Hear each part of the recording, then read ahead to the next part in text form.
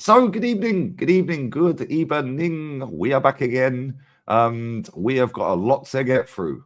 Ethan and Wary is out for weeks, according to Super Duper Tip Top Tippity Top Super Duper Mick. Newcastle tomorrow. Yeah, fantastic. And apparently, Liverpool, the cracks are showing, according to all of the Tip Top Tippity Top Reds online, that seems to think Liverpool are going to fold. So we've got loads to get into. Obviously, we can talk about the Brighton game if you want to go over that again. But Jezza, how are you, mate? How are you? Let me put you back in your normal positions. There we go. Yeah, I'm good, mate. I'm good. Yeah, it's disappointing though we've lost in Wary. Yeah, it brings the questions in, doesn't it, Mr. Arteta? You are fully to blame for this because you didn't strengthen when we needed, and we're basically in one deep pile of crap because we've got Newcastle tomorrow night, who can afford to put a full strength team out because they've got the FA Cup third round. They've got Bromley Town, which is no disrespect to them, but it's a totally different kettle of fish to play in Arsenal. And we've got Man United at the weekend, who are going to come to the Emirates, and I don't care what anybody says. It's Arsenal, Man United. It's always a scrap because they are probably our biggest rivals outside of the tribal rivals in Spurs. So it's going to be a very, very difficult cup week for Arsenal. And if you ask me honestly right now, am I confident? No. No, there we go. Make sure you sub to Jez's channel. I'll have it in the pinned comments in a second. I couldn't squeeze him and Matty's links in the title, unfortunately, but it will be in the pinned in a bit. Kenny, how are you, mate? You good? You're on mute, mate. Sorry, I'm very frustrated, but I'm very resigned. It's like nothing's changed since the Merseyside derby was called off. Nothing's really changed. You know, there was an opportunity for Liverpool to go 9 points ahead. You know, 4 weeks later, it's still the same process. We're still you know, a game in hand of going 9 points behind. So all these people saying that Liverpool are going to drop points and they're going to go through a catastrophic time, they're going to fold, or they're going to like do what Arsenal do, bottle it.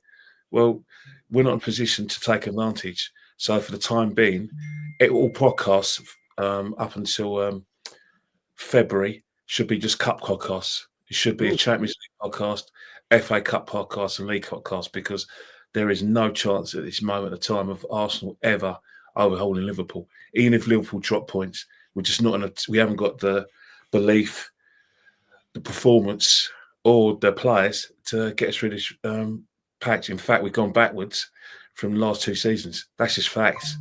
You know, people might look at them and say, well, we've got the same amount of points. We've conceded the same amount of goals, scored just a little bit more goals than we saw before, but it's different. This is different. This feels different.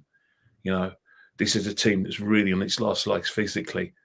You have to look at the second half at the Amex Stadium to see that we were absolutely knackered after 5 minutes. So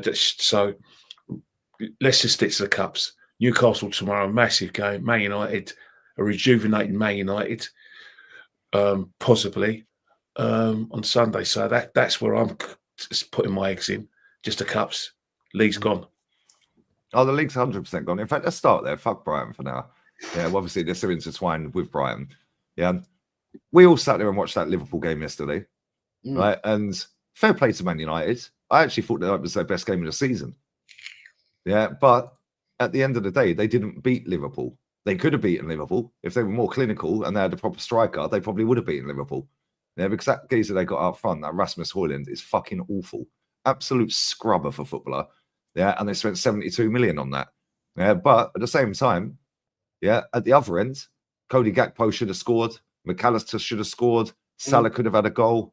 Like, do you know what I mean? The goals in that game as well. Gakpo's goal was class.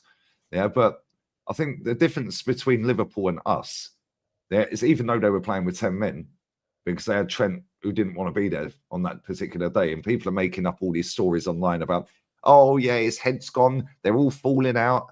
Yeah, they're going to capitulate. The cracks are showing. It's like I've been trying to push a narrative that Liverpool are going to fall apart and collapse because they were top last season with 5 points clear and they bottled it apparently to make themselves feel better for the fact that we didn't win it again. The difference between them and us, number one, they've got a manager that's got over the line before. Right. Number two, they've got better players. Yeah, and a better squad in general. And the majority of them are fit and available to play. They've got a style of play. They've got an attackers who can all score goals. Yeah, some of them ain't clinical, but they can all score. Yeah, and the way they transition from a corner kick to literally 5 seconds to in the penalty box up the other end. Yeah, it's so quick the way they do it. They've got a world-class goalkeeper who's got over the line. They've got a world-class centre-back who's got over the line. They've got a world-class in this era. Not that I particularly put Mohamed Salah as world-class. Sorry, guys. But he is world-class if we're talking about this era. You know, same with Van Dijk. I don't think Van Dijk would be world-class in a different. That's for another show. But they've all got over the line. And they've all done it before. You've also got McAllister in that team who's got over the line with his country and won a World Cup. These players have played on the biggest games on the biggest stages and got over the line. Yeah, what have we got? How many players in our first 11 at the weekend have actually got over the line? Yeah, Jorginho. Yeah, he could barely get over the line on the fucking pitch. He was awful. Yeah, who else did we have in the team that got over the line? You could say David Raya. He played one game at the Euros, but cool, fair enough. We can put him in there. He's won a trophy. He went in the squad though at the weekend. I know he wasn't, but he's in. You know, he's in the squad. Yeah, okay, cool. Sterling's in the squad.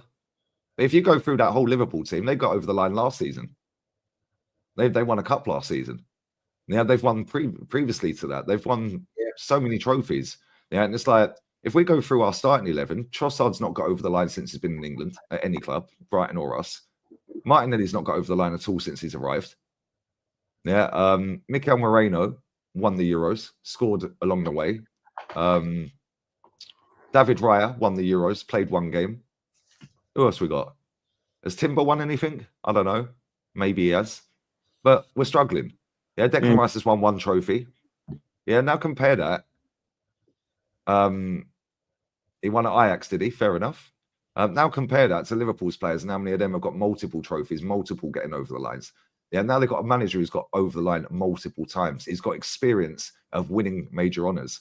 Yeah, that is the difference as to why they'll win it. If anyone thinks that they're going to bottle it, yeah, I'm sorry. They're trying to do this whole bottle thing. It ain't a bottle. Yeah, we're 19, 20 games in. Yeah, their players are old.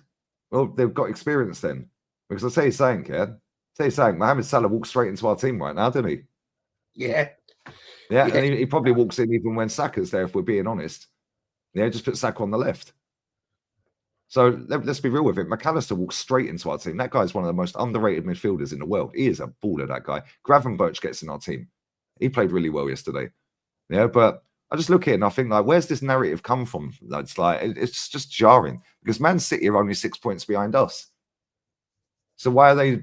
Oh yeah, well, we don't need to worry about Man City, even though they're 6 points behind us. We're 6 behind Liverpool, who are doing all right. Yeah, lost one game all season.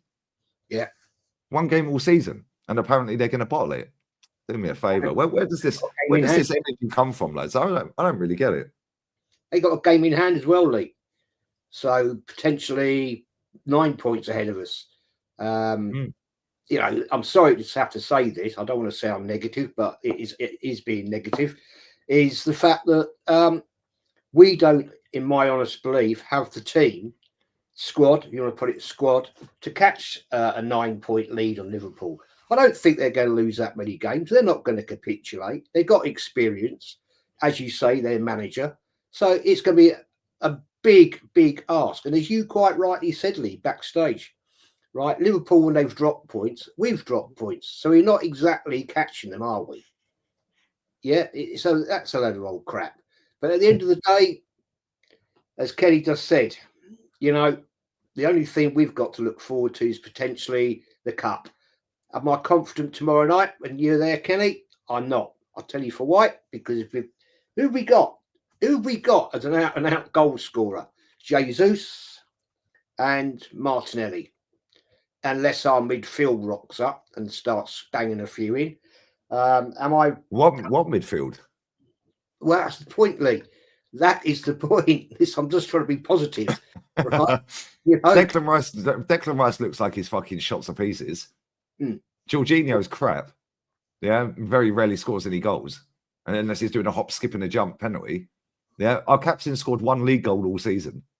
Yeah, and looked like he didn't even want to be on the pitch. By the way, yeah, everyone's saying this guy's the creative spark. He gave the ball away more than he completed passes. He completed 4 passes in 30 minutes on the pitch the other day. 4 passes completed in half an hour. What's he going to do? He's shit. Against Newcastle. Yeah, they're going to bully the flipping hell out of him. Joe Linton, Tonali will do a job on him. Yeah, I know Bruno's not playing. But it's like, I don't know. Sorry, I cut you off anyway, Joe. Sorry, I'm just fucking... No, you're right. I'll just about my anyway. But at the end of the day, you know, Newcastle, mate, their midfield's going to bully us. Absolutely bully us. And, you know, I'm not confident about Man United at all, about that game. Because we know historically how these games can go, right? And we just don't have the squad. And as somebody put in the chat, quite rightly, you don't have to just blame Arteta for this. You have to blame the management. You have to blame people that own the bloody club. They've backed him all the way. Whatever he's wanted, he's got, right? And I know this isn't a mad thing to say. I do not want him to have any more money to spend for this club. I don't trust him. I don't trust him to get the right players in, and it's time for him to go. As the once great man would say, get out this club, mate. Yeah. Thanks.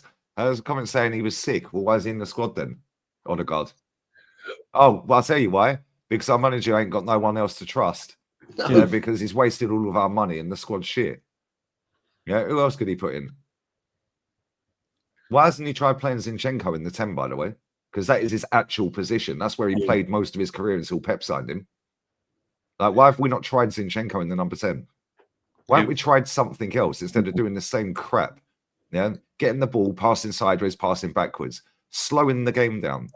55 seconds to take a free kick on the 94th minute when we need a goal.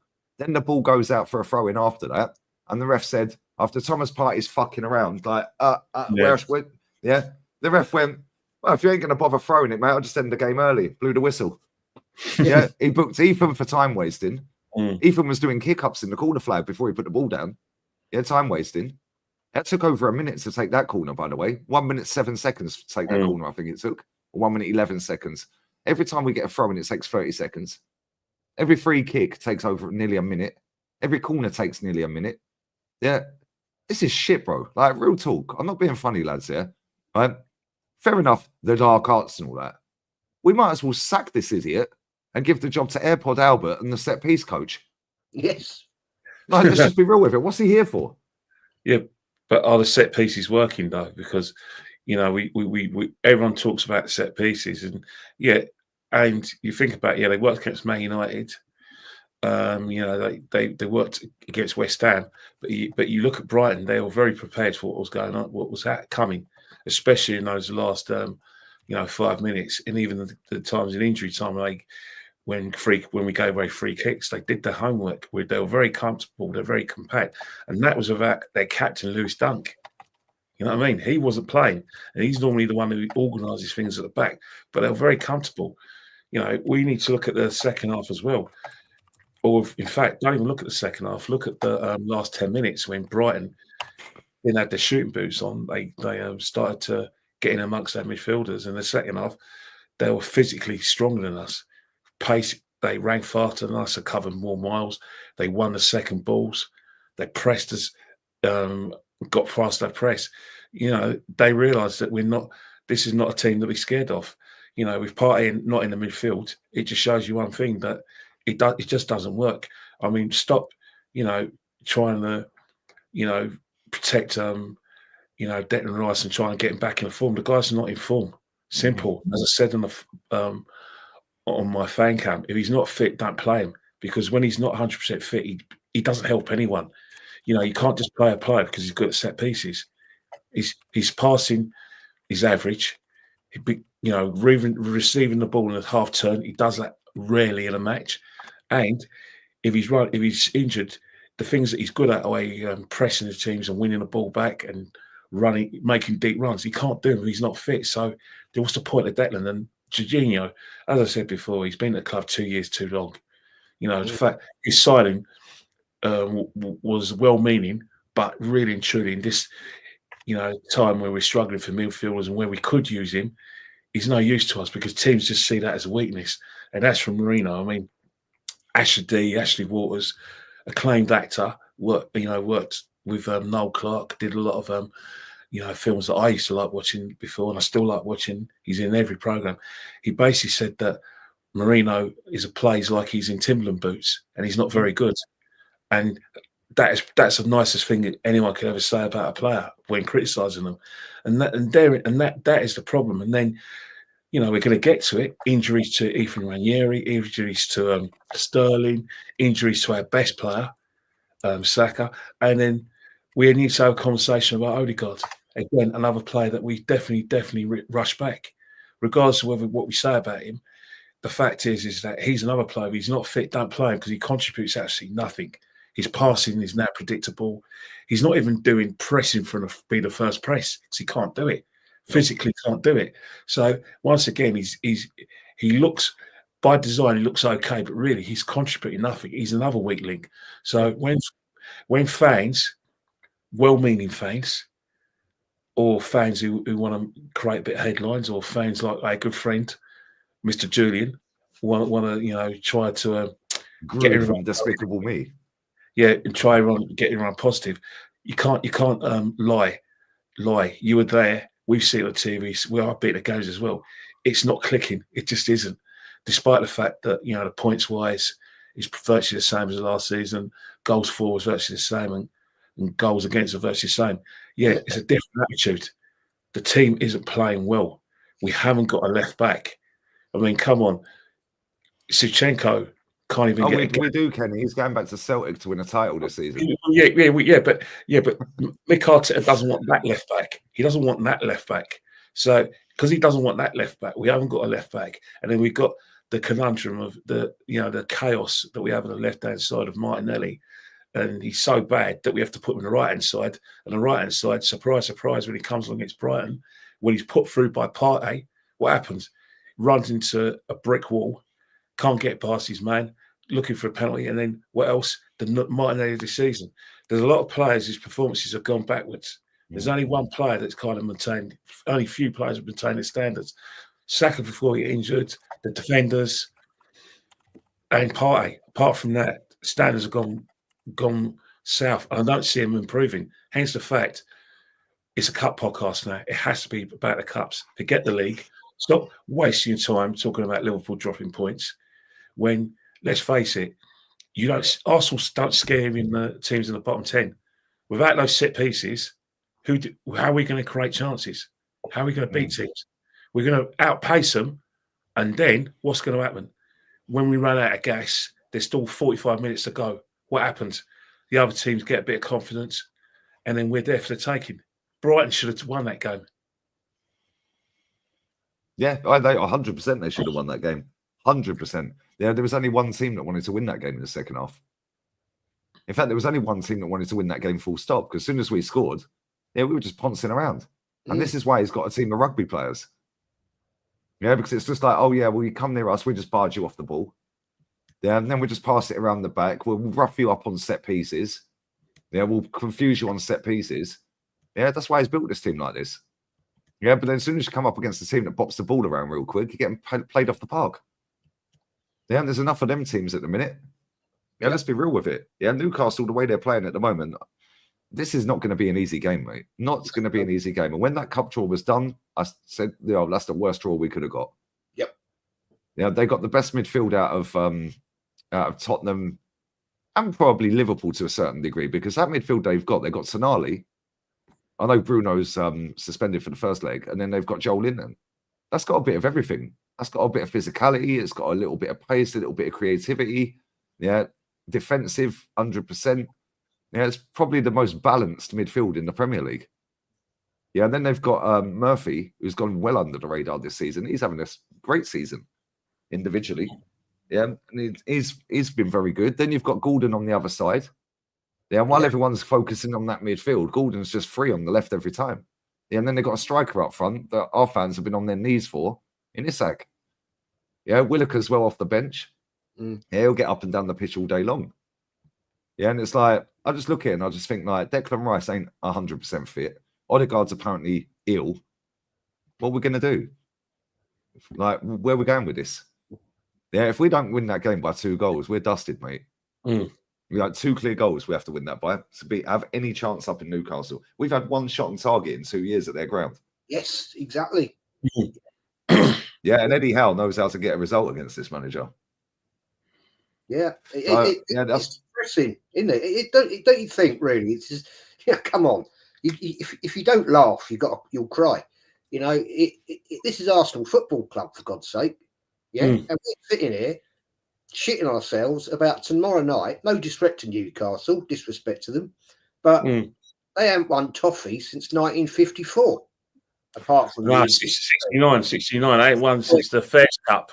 The Fairs Cup, yeah. I was just going to say that. But domestic, nothing. And we're shitting ourselves, right? When we played them in the FA Cup final a few years back, we battered them, ripped them apart. When we had a proper team. Now what we do, we're sitting there thinking, who are we going to put in midfield today then? I'm sitting here thinking nobody really jumps out at me and says, great, he'll do a job for us. He'll really put it on Newcastle. We ain't got no one. Who's going to score us the goals? Jesus went through a purple patch. Yeah, all right. Maybe the League Cup is the game for him. But I'm not confident, people. I'm not confident because who's going to feed these players? Martin, Jesus. Who's going to feed them? Well, we ain't got no one. We've got no creativity. And the one creative player apparently we have isn't creative. Odegaard. He ain't been creative all season. Yeah, people have been making out, well, he's coming back from injury. Who rushed the guy back? Who rushed Declan Rice back? Yes. Yeah, who played Ben White with an injury when he needed surgery? Yeah, who's pretty much buried Jesus' career by rushing him back after knee surgery and then him having 2 more knee surgeries after that? Yeah, who's Calafiori? I don't rate him anyway. Yeah, but again, he's rushed him back. Yeah, keeps rushing players back left, right, and centre. Like, it's embarrassing. Yeah, because he's built a team, like somebody put a comment in a second ago, he's built a team of bodybuilders, 4 defensive midfielders and 3 centre-backs started at the weekend. Yeah. And he expects us to create. Create what? Yeah, but let's be honest. Let's cast ourselves back to Kieran Tierney's injuries. Who's rushing him back as well from injury? The same manager. Only for this manager to change the way we play and play Shevchenko, as an inverted winger, inverted left back, and then what's happened? He got injured. Played my guy Timber, who once he had a little knock on his knee, should have taken him off. Yeah. I don't care what anyone says. Everyone says that we're out of order for blaming the manager for Timber Penrith's injury. But if the guy's gone down at half time. So I was seething when he came out. That was Forest. I was game, right. He's gone down holding his knee. So you go and assess it. And what you do is that you take a bit of precautions because you've got a long season where you're in the Champions League for the first time in years, and you're anticipating a league challenge. Rest him. No, goes and plays. He does it again. He's out for virtually the whole season. So you've got to look at the manager's energy management, and that's one of the things why managers should manage, coaches should coach, and doctors and physios should be specialists in their jobs. I understand why managers, are under pressure to play their best team and they don't want to go down to 10 men. But sometimes they're the worst enemies. They're the worst enemies because look what we've got. We've got a small squad as it is, and all these players are coming down to injury because they're rushed back because the manager needs them. He's coaching them. He's listening to a third opinion and hearing, what he wants to hear. And look what happens. It's going down like flies. But the damage has already been done anyway because our best player, who we've always, cited as, he's in the red zone, Saka's in the red zone, What's happened there? Out for the rest of the season. Let's cut this bollocks. I'm sorry, kids are watching, but There's people who are saying, "Oh yeah, when we go to Anfield, we're going to get Saka back, and he's going to be fit and raring to go." Really? Do they know what a grade 3 tear is? Have they ever had surgery? It's crazy, isn't it? Have they seen what's happening with Reece James when he's been rushed back? What about Fofana? He's out for the rest of the season for a hamstring injury. That's probably a grade 3 as well. So I don't know where our optimism is coming from. The fact is that we put all our eggs into one basket in last season when we bought, Havertz, Rice, and we bought Timber, spent all our money, and then what's happened? The next couple of transfer windows, it's all about, FFP. And what's happened now? Because we've got a small squad, and because we've got to sell, injuries after injuries after injuries. Why? Because we're playing too many games. And that's another issue we need to talk about, the amount of games we're playing. I know fans across the country love wall-to-wall football, but when you're a club like Arsenal and you're going for all these titles and you're playing a game every 2 or 3 days, you've got a smaller squad. Something's going to give. Something's got to give. Because right now, it's happening to Arsenal. It's happened to Liverpool last year. It's happening all over the country now. The amount of games we're playing in this country is a scandal. I know money's important. I know players need to earn their £1 million a week. I get it. But you're now seeing the results of the amount of games we're playing. Yeah, but Kelly, when you say the amount of games we're playing is a scandal, this is why you're supposed to build a proper squad. Because if you look at, and I keep using Madrid and people get their fucking ump, if you look at Real Madrid, their squad cost 160 million euros less than Arsenal's. They brought Luka Modric and Camavinga off the bench the other day. They had Brahim Diaz, Arda Güler, and Endrick on the bench the other day. They had an academy centre back on the bench the other day, who was actually very good. And then they had their backup goalkeeper who's starting tonight in the cup game. What have we got on our bench? And bear in mind, they've got Alaba out injured. Carvajal's done an ACL and he's out all season. They've got who's the other one that's out? Who's the fucking hell? Somebody in the chat that's Madrid, tell me. They've got another player that's out. Militao, Alaba, and Carvajal. That's 3 of their defenders. They were playing Chouameni at centre back the other day. And then they were playing Camavinga at left back when he came on. So they're playing 2. In fact, Camavinga is one of the best midfielders on the planet. And this is why when people say, but who's going to come in and play second fiddle to Odegaard? Who's going to come in and play second fiddle to Saka? But out comes one of the best midfielders who's won everything domestically for his club, Camavinga, and won a trophy for his nation. How comes he's quite happy to sit on the bench? Because he knows he's going to get over the course of a season 50 games. Why? Because they are always arriving right at the final stages of every tournament. Why? Because they've built a squad capable enough. So when you say about the amount of games we're playing scandalous, it is. But that's because we haven't built a squad capable to go 65. You're right. You're right about that. 100% right about that. But that's got to be the holy grail. As well as trying to compete with Liverpool, Man City for the title, you have to compete with them the size of the squads. You can't just rely on them, on 11 players. This isn't like the good old days of Arsene Wenger, where virtually Arsene Wenger had 11 players. He was okay, to compete like that, but he put all his eggs into the basket of doing a double. Either winning the FA Cup or the League Cup. The Champions League was always neglected because we weren't good enough. And then he went the other way and put all his eggs in the basket of the Champions League. But look, Mick Arteta was at Man City, so she know better, and he should realise that players to compete all trophies. Let's not forget, 2019, they completed on all fronts, right or wrong. All fronts, got the quarterfinal of the Champions League and won everything else with a big squad. Surely he should be able to replicate that at Arsenal, but he hasn't even tried doing it, which is a scandal in itself. And dare I say this? I pray that I'm wrong in saying this. What happens, guys, if tomorrow night we pick up another bad injury? What happens then? Where are we going here? Yeah, what if Rice gets injured, or Saliba or Gabriel? Then what? Yeah, we're putting Calafiori at centre back. Fucking hell, he can barely do it left back. Yeah, can you imagine him running around like a fucking headless chicken next to Gabriel or Saliba? Like, real talk, this is an embarrassment, mate. People can sit there and waffle on about the amount of injuries we've got. Yeah, that's cool. Well, I'll come back to the Madrid point. last season they had 62 individual injuries.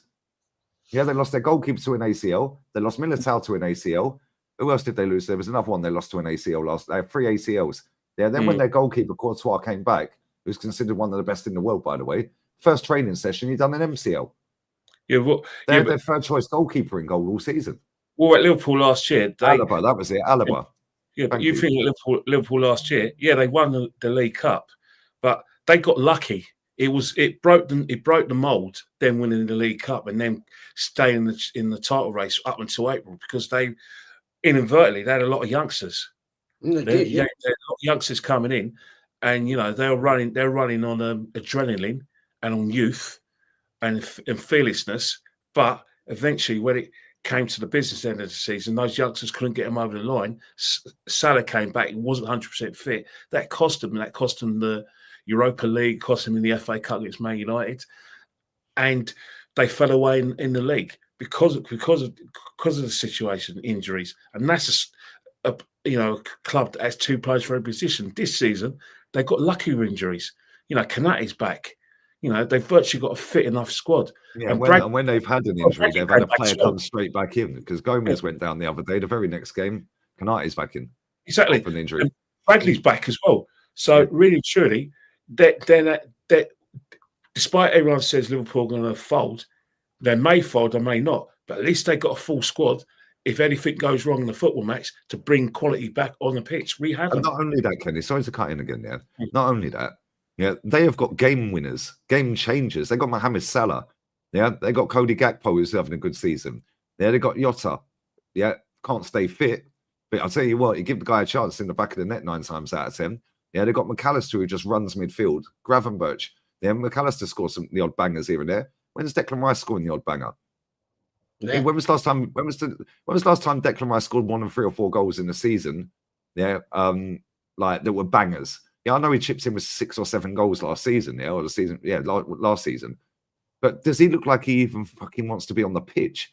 Yeah, when was the last time he actually had a shot on target? Yeah, Liverpool got Van Dijk who can step up and score a header. Trent who can ping a free kick in. Yeah, I've just named after their squad, after their first 11. Where are our game changers? Saka and Hope. And that is pretty much it. Yeah, that is pretty much all we've got.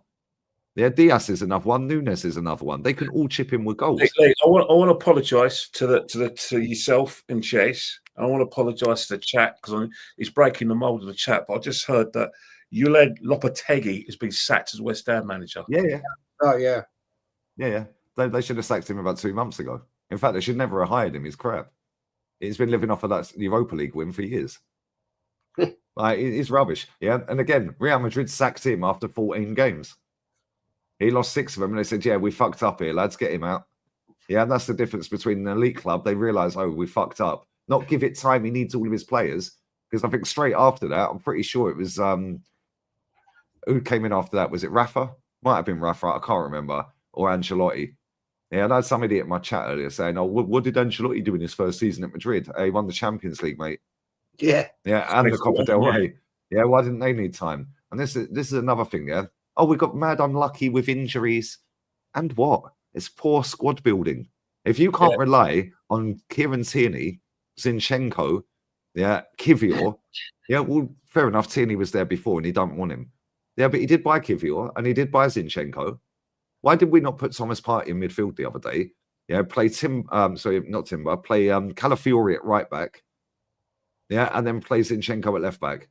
Or play Tierney at left back. Why don't we do that? Because then our best midfielders in midfield. Do you think we'll draw that game if Partey's in midfield? No, not at all. But the fact is that his reasoning is that Partey can still, can invert and he can still like join the midfield and run the show from right back, which basically do a bit of a Trent, but in a less Trent way, i.e., not pinging balls north and south and east and west and putting crosses in, but playing those little passes for the eye and needle, which Trent is capable of doing it. But again, it's just experimentation gone bad. But I think, as I've said many times, it's all about nuts and putting his nuts on the table. He hasn't got the balls and the nuts to say to Declan Rice and to Kai Havertz, it's not working. There's a few Arsenal podcasters who say that Kai Havertz is tactically important. Now, I can understand. I want that guy to actually tell me what he means by tactically important. But if he means tactically important means he can play in any position, and he, you know, I said he's got a football brain, I accept that. But if he's saying tactically important, i.e., he's got to play, then I've got a problem with that, because at the end of the day, you have to earn your place. And one thing is when you are in a team, you can't disrupt what has been a smooth way of playing. Now, I ain't going to say what you like, criticise me, call me all sort of names. I'll fight back. I'm scared of no man or woman. I'll say it now. Declan Rice and Kai Havertz have affected the way we've played since they come to the club. Facts. They have been like last season. Declan Rice was a roaring success. This season he hasn't been. Kai Havertz has been an enigma, and he's divided opinion. And let's face it, let's be honest with ourselves. Has he really, really been value for money? Hand on heart, I say no. Fair point. No, he ain't. He ain't. And you know what's mad, yeah? The fact that he's blatantly... Our manager came out and said the other day, on Friday, before the game, in the press conference, he said that Declan Rice we need to manage his minutes because he's been playing with some niggles in the last few games. So what does he do? The very next game, the next day, he starts him against a team that are quick 1-2 touch football in midfield. He was out of his depth. Now, I don't necessarily blame Declan Rice 100%, right? Because number one, if he is playing with injury, then the manager's picking him. Well, okay, cool, Declan. You've got to say, sorry, boss, I ain't playing. And the man, he's obviously not doing that because he wants to play. But now you're being paired up with Marino and Jorginho. You're getting run ragged. He was a one-man midfield. Yeah, he was trying to do something. The problem is he was running around like a fucking idiot. Trying to cover all the other mistakes from Jorginho and other players on the pitch. So don't necessarily just blame him. But at the same time, he's been shit for over a year. Well, about a year. About 9 months he's been crap. When we played Bayern Munich, Goretzka running ragged. When we played Aston Villa, he got run ragged at the Emirates. Euros, he got run ragged. And he's never been good this season. And then he gets an injury, he gets a broken toe, and the manager plays him. And then put him on corner duty. And it's like, what are we doing here? Then he's been playing with some niggles. Well, why are you playing him then? Like, it makes no sense. This guy is a talent killer. And not only is he a talent killer, he's a fucking career killer. Yeah, he is. Jesus has never been the same player. He'll never be the same player again, mate, that we signed. Because when we signed him, look at 2 years ago, just before the World Cup, he was balling out for Arsenal. He gets a knee surgery, and this manager rushed him back. He's had 2 since. He's buried his career, mate. Saka. How many times have we sat here on these podcasts and said, why is that boy playing when we're 3-0 up against Preston or Bolton or whoever it was? Why are we 4-0 up at half time? Why is Saka coming out second half? He's openly admitted after the Bayern Munich game last season that, we haven't got a 30, 40 goal a season striker. That's because you ain't bothered to buy one, mate. He then also said this season, we need game changers. We need players to step up in moments. We need moments players. Well, you ain't fucking brought any of them, mate. You brought 6'4" rugby players. They're just trying to fucking beat everyone up on a corner. Where's the little sprinkle of fucking class in this team? Where's the Santi Cazorla? Where's the Cesc? Where's the winger that can run past somebody and bin top bins, put one top bins? Other than Saka, we ain't got one. Now he's out for fucking months. I'll tell you, it's embarrassing, mate. This year, I don't think we'll see Saka back. If he does come back towards the end of the season, he won't be fit. No, exactly. I think it's an opportunity for Arsenal to give him a full, complete break. I don't want to see Saka in an Arsenal shirt till September. No, exactly. Because the other day, I don't want a short-term Saka. I want a long-term Saka who's going to win. Meet the standards of our great players, genuine great players. And so far, he's the only player that's capable of doing it. Don't get me wrong. It hurts me not to see him on the side because as much as I'm hard on him, we're all hard on him on this panel. We all know, and we're not pork chops enough to say that, that Saka, is the only player who can get scores, create something Out of nothing. Yeah, exactly. He's the only player with a je ne sais quoi. He's the only player who basically has got the golden dust. Simple. We haven't got any player who could do something out of the extraordinary. nope. Despite the fact we're a big club, we go for the title. Saka gives Saka the ball, so he makes things happen. Who we got in his place? No one. We ain't got anyone. Yeah, like look at. I'm not going to harp on about Wenger because we all know the faults on Wenger. Yeah? At least he knows how to spot some talent. Like, do you think Wenger would have bought Mikel Merino? Nope.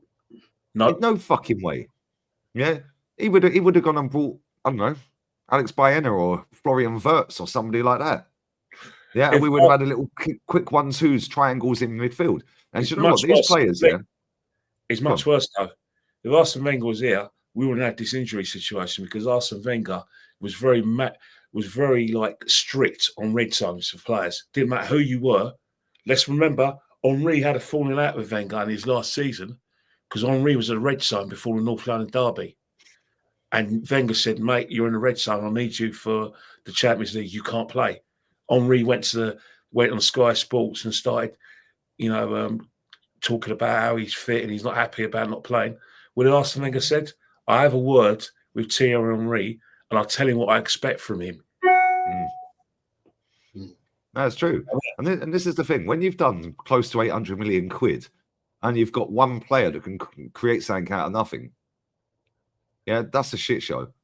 Yep. Yeah. How comes a lot of people have been mentioning it in the chat as well. How comes we ain't got a sporting director in yet? And when Arteta was asked about that at a press conference the other week, he said, oh, well, the sporting director that we had, Edu, his assistant is stepping up for now. He's filling the gap for now. Well, fucking what? Why don't you go and get somebody that's actually qualified as a sporting director, not an assistant? Yeah, and this is what this club has done. It's always jobs for the boys. Internal. Yeah, look at our CEO. Our CEO got the job, off of the back of being a different job at the club. Yeah, Vinay got promoted as the CEO of this club after being fucking marketing or whatever he was before. Yeah, it's always internal. We never recruit best in class. Somebody said to me earlier, on the show I did with Said, what would you do this? Who would you sign this window? What would you do? Yeah, if you had like 100 million or something. Yeah, I said I'd pay 45 million to Arteta to fuck off. That'd clear his contract. Bye bye. And then the other 55 million, I'd phone up Inzaghi at Inter and say, right, 55 mil, mate. Yeah, 55 mil. Yeah, whether that's to get him out of his contract or not. Yeah, whether that's to get him out the contract and give him his first year's wages. Then after that, just bang him on 15 million a year because that's what this guy's getting. That'd be the best 100 million quid this club spends. Yeah, because I'll tell you what, with all these 6'4" rugby players and defensive players, I watched Inter Milan quite a lot this season. Yeah, they are so good to watch. Yeah, and they got two scrubby strikers up front. They got Lautaro Martinez and they got Thuram. They're both shit. Yeah, but they don't look shit. They do look shit because of the system that he's set up. He plays free at the back. Yeah, and then he's got his fullbacks bombing forward and the midfield just flows. They're like watching Liverpool. Yeah. They're like watching Liverpool. Instead, they've just got two strikers in a slightly different formation. Yeah, but they're so quick from back to front. You don't even know it's happening. Yeah, I agree with you on that. The point you came to a little while back, something I've noticed this whenever Odegaard plays, everything's so slow. Yes. Slow. When he hasn't played, some of the games he hasn't played, we've had a little bit more impetus in us, a bit more va-va-voom, if you want to use that term. But the thing is, if we have this tomorrow night, against Newcastle, if we have Odegaard slow, they're going to get ripped apart. Newcastle don't play like that. Their midfield is strong and quick. And we haven't got the players as we stand. Rice isn't on fire at the moment. He needs to be bloody quick, right? And Odegaard is just too damn slow, sideways, backwards, right? So what are we going to do here? What are we going? This is our biggest opportunity to win silverware in years. Since the FA Cup. You know what we should do is what we should do, right? We should do is pick our team for tomorrow. And I think if we went through it collectively, individually, I think we'll struggle. We'll Yeah, have I'm going to go bathroom. I'll let you do that while I go Yeah, piss. Very quickly, Static says, don't you find it suspicious that he ain't signed a single French player since he's come to the club? the French league, over the years, the French league, in terms of physicality, has been similar to the Premier League in terms of like big, strong, dare I say it, French African players who got the physical attributes to do well in our league. That's just facts. That's not me stereotyping. We see it with the eye tests over the last 25 years have told me that. But yeah, in terms of the team, Jez, you're going to go strong tomorrow, aren't you? Yeah. Who would you be? Tell me your team. Raya, obviously. Timber back from suspension. I'd have him at right back. Saliba, Gabriel, left back. I would probably is Tierney injured? Is he carrying a knock? I don't think Tierney could play, but he was brought off, wasn't he, against Crystal Palace 3 weeks ago. Tierney in there for starters, right? I'd have Rice, obviously, Partey, and I would actually stick Zinchenko there as well, right? Give him, because I think he could do a job for us. And then up front, I would start with Martinelli on the right, Trossard on the left. What about up top? Would it be Jesus or Havertz? That's a good question, mate. Dear, oh dear. Dear, oh dear, oh dear. I'm gonna have to bump with Jesus. I don't think Havertz has enough quality at times. He can be good and he can be bloody awful. And we need people tomorrow that are going to be bloody good. So yeah, you see, my team's similar to yours. So I'll have Raya in goal. I have right back Timber, who is available for. Well, he was missing a league game anyway, so he was always going to play the League Cup. Left back, the temptation is to go for Lewis Skelly. On the basis, but only on the basis that they're going to play Jacob Murphy, and Jacob Murphy is very more direct than Amaron was, and he on the counter attack he's got a lot of pace, and I think Skelly is better left back than Skelly would deal with his pace more. But in terms of like experience, he's probably Calafiori. I'm torn between Skelly and Calafiori. I should go Skelly, but I probably will go Calafiori. Centre halves pick themselves. Saliba and Gabriel have to play. No messes around with that.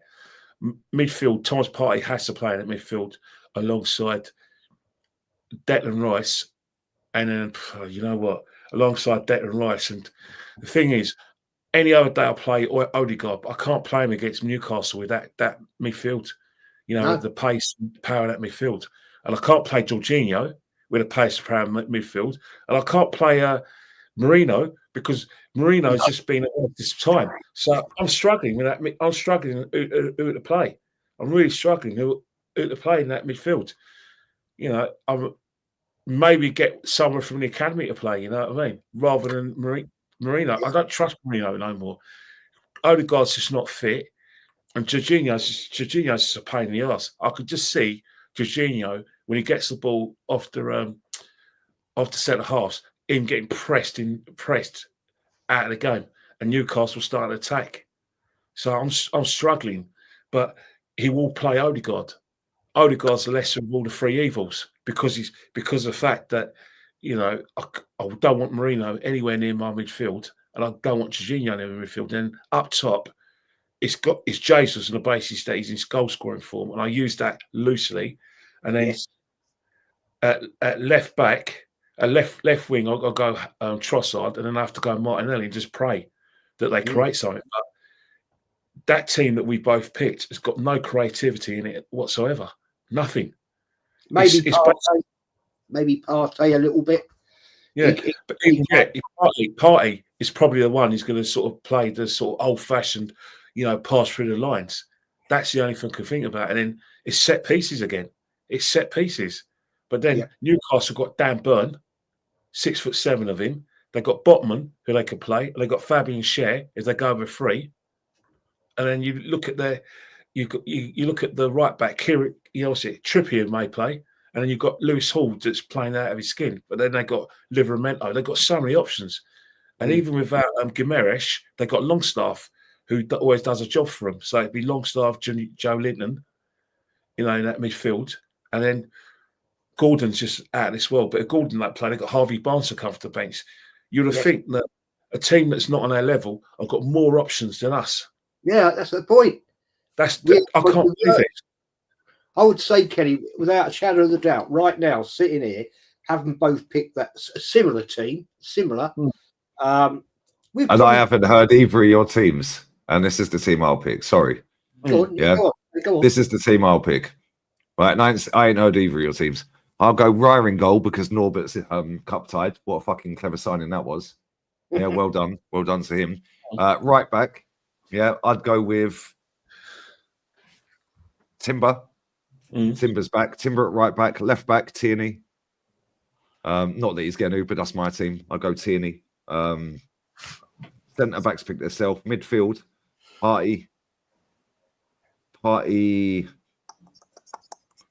Fucking Rice is injured though, man. Fuck's sake. I'm gonna have to play him. Ain't nobody else. Who else we got? In fact, no, fuck that. I'm not playing Rice because he's injured. Yeah, I'm not playing Rice. I can't slag him off and then play him. Yeah. I'll put Zinchenko in there. Yeah, I'll put Zinchenko in there. I did. I'll put him in there. Yeah, Zinchenko in midfield. Yeah, just go with a double pivot. Yeah, play him as the 8. Yeah, or a double pivot or something. I don't fucking know. Yeah. So, and then I'd play Odegaard. Then right wing, I'd go Jesus. Left wing, Martinelli. Up front, I would go with 29. It's weak, isn't it? It's a weak team. It's a weak team. Pathetic, isn't it? But yeah, I'll play. Did you put Zinchenko in midfield, Jez? Yeah. See, I knew we were on the same wavelength. You know what, dude? You know my thing is, wouldn't it be better if you're playing him to play him in the inverted left back, so he came to midfield anyway, and leave out Colafiori and Skelly? Nah, I don't think so. I wouldn't, mate. Right, you're worried about Murphy coming down the right hand side, isn't it? Yeah. What do you mean? Yeah. We'd be exposed. We'd be exposed down that flank, mate, and I don't think we can afford that right now. So I think Zinchenko there would do a job. Don't know. He might have a purple patch. Who knows? But I'm pretty certain that won't be the team. Yeah, mad. All right, big up, Matty, man. How are you, mate? Matty. Good, brothers. I bring tidings of great joy. Well, it's not cold where you are, mate, because it is. We're getting snow this week, bro. We're getting snow this week, cuz. I didn't know it was cold in the deep south. Oh, yeah, we're getting snow this week, bro. We are getting snow. Look at this right here, Lee. Arsenal players who have missed game time due to injury this year. Look at that list right there. Look at that. How many times have we sat on this podcast last season and in the just coming back from start of the season and said this season we're going to get fucked on injuries? How many times we said that? There you That's go. going to be the whole squad. Exactly. Jess, I say it again every week. I'm gonna say it until it sink in. Jess sat right here in August and said we are 2 injuries away from capitulation. It look like 20 right there. Yeah. That's the whole damn team. Yeah, I mean, look at this. If people keep going, well, why do y'all keep talking about transfer window? 20 players, man. Yeah, look at this. This is why I keep going on about that transfer window. You rectified this kind of situation with the transfer window. You buy adequate players that are available, ready to go. You have people there. This manager's manipulated this fan base into thinking that he can just drum up anything and get a result out of it. And it's failed. And it's failed miserably. It's failed miserably. I mean, just look at the situation. Look at this again for anyone who's just joined. Just let that sink in right there. Look at this. Brother, what are we doing in practice? I told y'all we're getting ready for the Super Bowl. We're getting our players ready for the Super Bowl. They're not playing football. They're playing football, but it ain't European football. They're getting ready for the Super Bowl. 59. Look at this. Every time you look up, somebody hitting the floor. Every time we bring somebody going out. Every time somebody come in, they headed out. Soccer come back, somebody else will go out. Ethan's out now. What's the excuse now? Did y'all see who we had on the bench this weekend? Did y'all see that? Hold on, I'll tell y'all what. Hold on, let me find it for y'all right quick. So let's put it for the chat. Who didn't see it? Hold on, y'all just bear with me. Y'all bear with me. Let me find this picture. Let me grab these super chats real quick so I'm just stacking. Abu Dhabi FC. Yep, facts. Absolute facts, Cosy. Big up to Luke as well, man. The way Arteta and the players responded after Brighton equalised, making no attempts to try and win the game, tells me they've given up on the title. Do you know what I think here? I don't even think it's necessarily just giving up on the title. They've had enough of this manager's way of playing. Yes. Yeah, they're shit scared. They're playing shit scared. If they come out of this little part of the pitch, yeah, they're getting on the bench for the next 4 weeks. Yeah, because they didn't do what the manager wanted. Yeah, big up to you, Luke. Disgrace, man. Big up to D_RLFC. Greetings from the States, man. Keep up the great content, sorry. Big up to the real fans, pride and standards. Smash the likes. Big up to you, bro. Bless up, brother. Appreciate it. Big up to Dal. Yeah, Chiggy Chig, man. Mad, brother. Crazy. Big up to you, bro. Insane. But yeah, big up to you, Dal. Hope you're good, man. And yeah, it's a disgrace. Pretty much the whole team. Yeah, check this. They were on the bench. This was our attacking options this weekend. That's our attacking options. That's what we had right there. If anybody else would have went down on the front line, that's what we had going in right there. And that's not a slight at these young men. But look, this is where we at. This is where we at. I don't even know who these gentlemen are. No. I have no clue. No clue. You can ask me who they were. And this is another bet. See, this manager likes to play with folks. And he's put these kids on the bench, make them feel like they're important and everything. It's a narrative, Lee. It's a narrative. Oh, yeah, because he's been told, yeah, for years, oh, he ain't brought anyone through the academy. This guy's smarter than he looks, mate. Yeah, this guy's been putting fucking Maldini on the bench. Yeah, he's been putting fucking how many academy players he had on the bench for the cup games this season and for the league games. Why? Because he's been having that thrown in his face every single day for 2 years. Where's the academy grads? Why are all the academy kids leaving for free? Yeah, how comes they're all playing well at their clubs when they've left? Yeah, so now what he's done, this has just gone, right, cool, I'll save face and put a load of them on the bench. Yeah, and he's got lucky, yeah, that Lewis Skelly's pretty decent. Yeah, and Ethan's pretty decent. Yeah, mad. Actually mad. It's crazy, mate. But again, that list of injuries, what the fuck are we doing in training? Yeah, let's be real with it. What are we doing in training? Yes, I know injuries happen. Yeah, it's loads of different teams around the world and all of this. Yeah, Saturday, Lee. We talked about it Saturday during the game. Remember, we saw the car crash, jumping into players and all players jumping into each other. And I said, have you seen the clip? Have you seen the clip? Yeah, on our free kick. You know the free kick where they're all trotting. Yeah, I think it was might have been the last free kick or the one before that. Yeah, and Trossard weren't even looking. As soon as he see Rice running to kick the ball into the box, yeah. And R4 started running and then dropped back in to go back out. So they were onside. Notice what Trossard did. I'll put it in the group chat right now, yeah? I think I saved the video. Yeah? Watch what Trossard did. Let's have a look. Yeah, I think I've got it. Have I got it? No, I must have bookmarked the tweet. I'll send it to you in a bit, yeah? Must have bookmarked it. Trossard runs straight into one of their players to push him to make sure, yeah, that our players are onside. Yeah, it's clever, but at the same time, yeah, Trossard's the fucking smallest player on the pitch. Yeah, he was pushing the biggest centre back on the pitch. What happened with the penalty, though? What happened with Brighton's penalty when Jorginho wanted to stop kicks out one of their defenders to stop him from going in for the rebound? Yeah, you hadn't heard a word about that this weekend. Yeah. No Arsenal fan has said anything about that this weekend. Or Jesus, Jesus clattered into the dude. He just balls in the air. He just went boom. You know, and the next day I saw the same call in the game yesterday. Liverpool and Man United. Somebody got called for it. You can tell this is a real podcast because we haven't even mentioned about that silliness. We haven't even mentioned it. I'm not even going to word it, but you know, everyone in the panel knows what I'm talking about. That silliness. You know.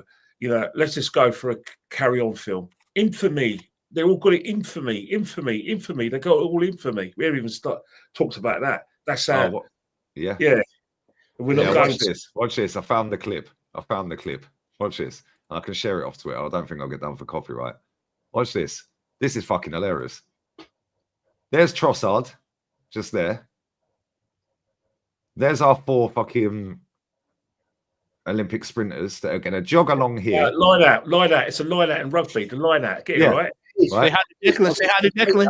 Yeah, Declan's right down here. I think this was the last free kick of the game. I might be wrong. Yeah. Watch Trossard in a second. Yeah, I'll turn the volume down. Watch Trossard here and watch what he does to this guy here. Watch this. Soon as the last man run, bang, he pushed him on. Yeah, pushed him on the side. Pushed him to make sure they were all fucking onside. It's clever. At the same time, that's getting sussed real quick. Watch it again. Soon as that last man, Calafiori, got past him, yeah, Trossard pushed him. The dark arts. Ready? There we go. Boom. Now they're all onside. Yeah. It's clever, but at the same time, that's going to get rumbled real quick. Lee, I told you next season, mark my words. Linebacks.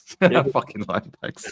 They're going to come back and they're going to change all of that tussling and jostling and all that stuff, all of that. And they're going to fix that. And Arsenal's going to have to go to something else next year because this right here, this is only going to be a one season, one hit wonder. You won't see this next year. Well, don't you think it's happened already? The fact that we've had players sent off, for time wasting and for, deliberate fouls. And we've had, decisions not go away because you think about it, there's a couple of precedents being set in football and we've been involved in both of them. One's gone for us and one hasn't gone for us. Where you've seen those incidents happen in any other part of the field, nothing happens. You just get the trainers on. Or you've seen those incidents happen in the penalty box. You just get the trainers on and say, "Oh, clash of heads," and you stop the game. Now, precedents have been set. So, in defence and in agreement with my sworn enemies, which are the deluded lot, in alliance with them, maybe, just maybe, we should be expecting more of these precedents to be set. So, for instance, if we see a couple of those incidents in games in the next few weeks and throughout the season, surely they got to be giving us penalties. Yeah, maybe. But I'll tell you something, yeah. I'll tell you something. I'm going to find this other clip here. Do you remember Gabby Jesus last season at Brighton away? The same fixture. Do you remember Tarek Lamptey? Penalty. Yes. Yeah, watch this. Watch this. I'm going to find it real quick, yeah? Right, because I'm seeing so many people say that wasn't a penalty when Saliba headbutted him, right? It's a nailed-on penalty for me, right? And I'm going to find an instance in a second. While you guys smash the likes up, guys. That'd be great. Yeah, but let's not forget what happened at West Ham. What we gained from an unusual penalty incident. Remember when Fabianski punched Gabriel Magalhaes? Yeah. After he missed his punch and he caught him, and that was a penalty. So we've benefited from an unprecedented penalty, and we got one against us. So Arsenal fans can't say referees got in for us because at the London Stadium about 5 weeks ago, we were all in shock that was given a penalty. Not once did we call for it. So it evens itself out. Watch this, yeah, because I've seen so many people saying, yeah, but Saliba got his head on the ball. The ball hit his head. That's a totally different thing. He didn't get his head on the ball. It hit his head. And he headbutted the player in the face. Yeah, if we're going down this road, okay, cool. We'll watch Tarek Lamptey. Yeah, let me fast forward this a little bit. Right, here we go. And watch right till the end of this, yeah? Watch the last replay on that. At the time, so what's the fucking difference? Yeah, exactly. Yeah, what's the difference? Yeah. Saliba got a touch on the ball, but he still headbutted the geezer. Yeah, but Saliba's was worse, though. Saliba actually got a touch on the ball after he committed the foul. That's a fact. He didn't get the touch on the ball before he committed the foul. He committed the foul. No, he did. He did. Let me find that one. All right. Is that true? Because the way I looked at it, I laughed when it was given a penalty. And when I looked at it, it looked like the guys got in there first. there was a collision. No, the guy got in there. Oh yeah, sorry, the guy got in. Sorry, I misunderstood what you said. The guy did get the ball first, and then Saliba got hit his head. He tried his head the ball away, and then Saliba's caught him. Then he's got a bit of the ball. Yeah, Dave. If you've impeded a player, then you've impeded the player, surely. Yeah, man, this is my point. Yeah, right. We can all agree. Doesn't matter what football club you support in the chat, online. Yeah, anyone who watches around the world, goes to games, don't go to games. We can all agree the referees and VARs are a load of bollocks. Let's just be real. Yeah, we're all in agreement as football fans. The referees are pretty fucking shit, and VAR is so shit. So cool. So why put yourself in a position that you're barely creating anything, yeah, and you're relying solely on VAR, and then when it don't go your way, yeah, you then cry about the VAR that we can agree shit. Why? Because it's copium. Yeah, we had one shot on goal, not on target, one shot in the second half, and they want to cry about a penalty. Don't put yourself in a position where you have given away a penalty and leave it in the hands of VAR or the referee when you've had one shot. Martin Odegaard, 4 completed passes in 30 minutes. He gave the ball away 5 times. He gave the ball away more than he completed passes. That's our captain. Yeah, what are we doing here? We're not creating nothing. And we haven't created anything, whether he's in the team before injury or not. We've been shit all season. Yeah, but the numbers, and this is why, when Liverpool dropped points yesterday, yeah, it keeps the gimmick going for another couple of weeks. Yeah, and it's making it look like, oh my God, we're still in it. We're still in it. We should be about fucking 14 points behind. We've been 6 points behind Liverpool for the last one. 6 weeks, 6 games, yeah? They're trying to do this gimmick online, matey, yeah?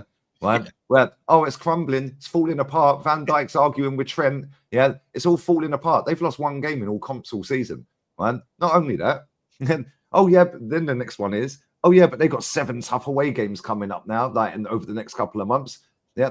Okay, cool. You've been doing this they're going to fall apart gimmick for fucking 6 games. And in them 6 games, we've not gained 1 point on them.